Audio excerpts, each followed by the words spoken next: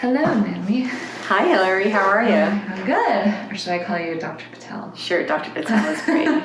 All right. So today there's so much going on in the world about COVID-19, and from your perspective, I would love to hear your thoughts on what we can best do to really move forward with our lives as we go through it now and in the future. Absolutely. So one of the things I noticed about COVID-19 is it is driving us all in a state of fear. In a complete state of fear, where we're not able to think clearly, where we want to go buy all the toilet paper, where we want to buy groceries, that is probably going to spoil itself, and we are just not thinking.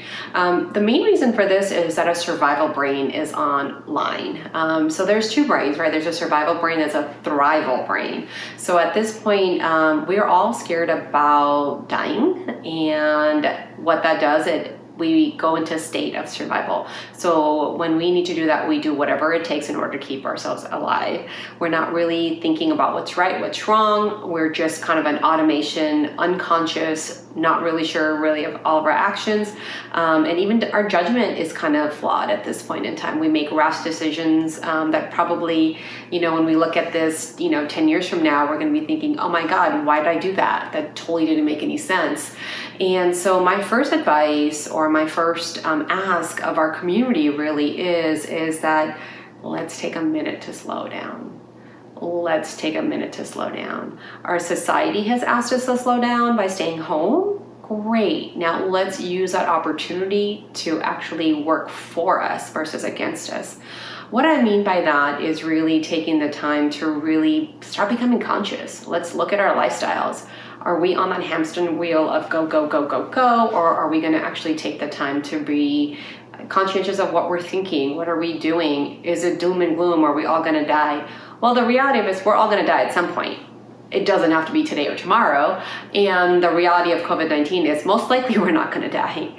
The people who are most challenged with COVID-19 are people who are immunocompromised, especially if you're older, especially if you have a history of any liver disease, any history of cancer, any history of heart disease, any diabetes, anything that lowers your immune system or has lowered your immune system in the past is going to go ahead and impact you directly. For somebody like you, you're young and healthy, or me, not really going to have an impact. I can go on with my day-to-day life and I'll be okay. I just want to be very conscious of not being a carrier for the virus, of course. So of course I'm going to practice universal precautions when I'm in my practice, really making sure I'm washing my hands, social distancing, all of that good stuff.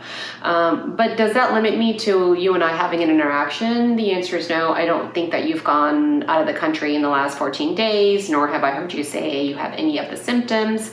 So absolutely, you and I can have a social interaction like we're having right now in the comfort of our own home. We are 6 feet apart. And that's perfect. So when it comes to COVID-19, what I really ask the community is really start looking at this in a realistic way. When I say a realistic way, I mean, what can we do and how can we utilize this time to know some real truths? The real truth of our society is we are meant to survive. We are meant to thrive. In fact, Darwin's theory is really true, survival of the fittest. And to a certain degree, that's what we're seeing with COVID-19, right? Survival of the fittest. People who are healthy are surviving. People who are immunocompromised are not. And so if we look at that, this has been happening for centuries since the earth has begun, with the animal kingdom, with us, with the fishes, with God knows what. So these things are real truths of how the universe works. Now, when we look at that, we want to take some learnings on and say, okay, I've learned that I have this time. I can either be afraid and really be on this autopilot, or I can really start using this time to be thriving. And the best way to do that is really, what can I do to actually make myself better? How can I come out of this at the end so that I'm better?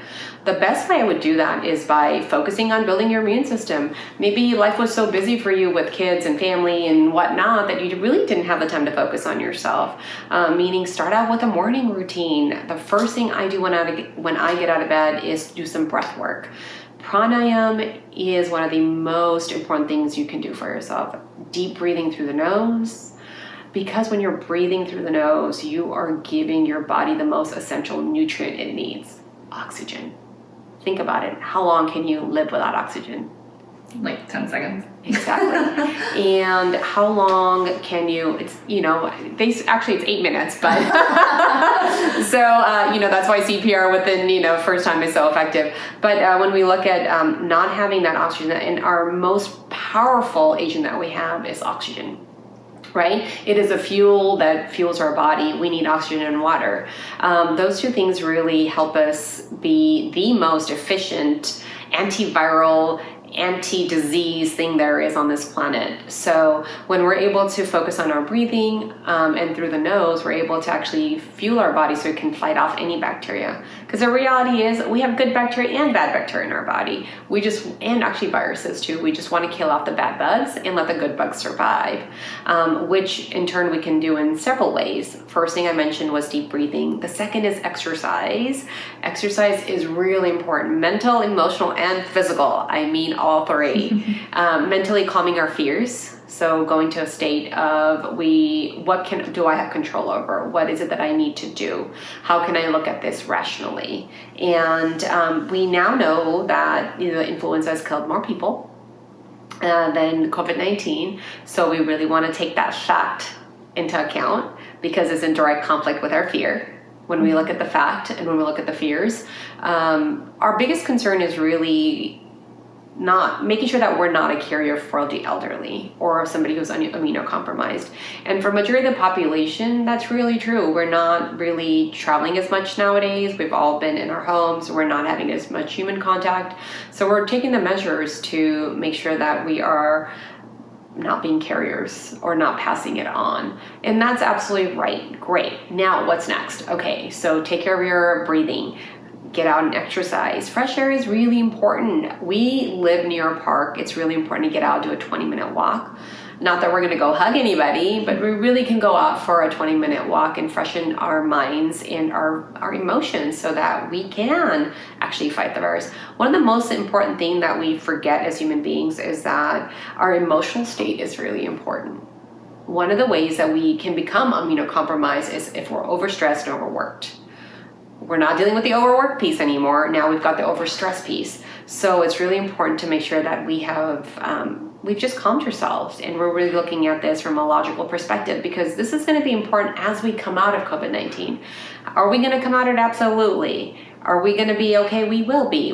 As a species, we're designed to do that. Do I know that for sure? No, but I believe in the universe. I'm willing to say that something that's happened for millions of years is going to happen. It's kind of like gravity, right? Whether you argue it or not, it exists. So from that perspective, I absolutely believe that we will come out okay.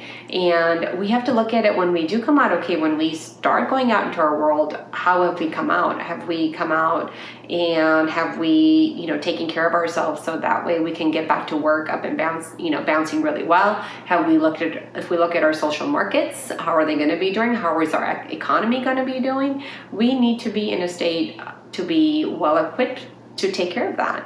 And the better we take care of ourselves now and the better we are prepared, the faster we can do this.